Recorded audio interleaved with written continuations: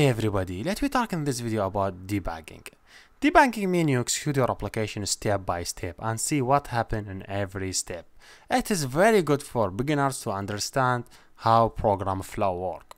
So if you remember in the previous video, when you want to run the application, just click this one and we see the result. But what about if you want to execute the application step by step?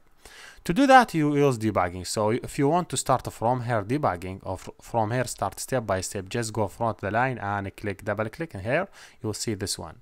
This one means you are in debugging mode. You could remove it by double click again and remove it, or you could return it back. So now to execute the program step by step, you will click here debug. You will not click run. So just click debug. You will see different screen. If you see, here's my application code, and here's my variables, and here's my debug mode. So now if you see I'm in line 16, I don't have any variable initialized yet. So if I see here, I have two things. I have step over and step into. Step into mean if you have a function call in your code, he will go to the function and execute the function also step by step. But step over mean if you have a function call inside your code, he will not go to the details of the function. He will just bring the function data and give it to you.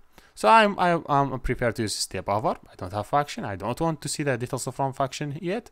So I click run. I will see here. If you see, first thing, the project or the application in line 15 or 16, we define number 1 equal 5 here.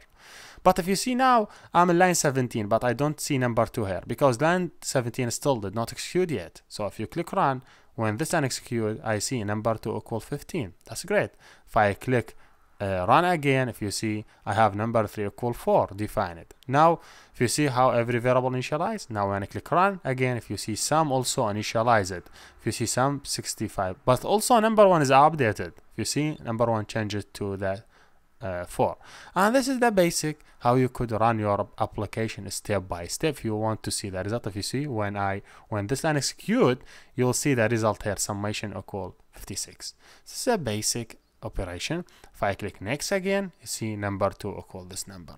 So debugging is an excellent way to you to understand how program flow and how the application executes step by step, and you'll see the details, the variable data that will help you to understand how the variable data change and where is your error. Now I want to return back to normal mode, so just click this one, Java EE, you will go back to the normal mode, and just you could stop the application. Here we done, and see you next.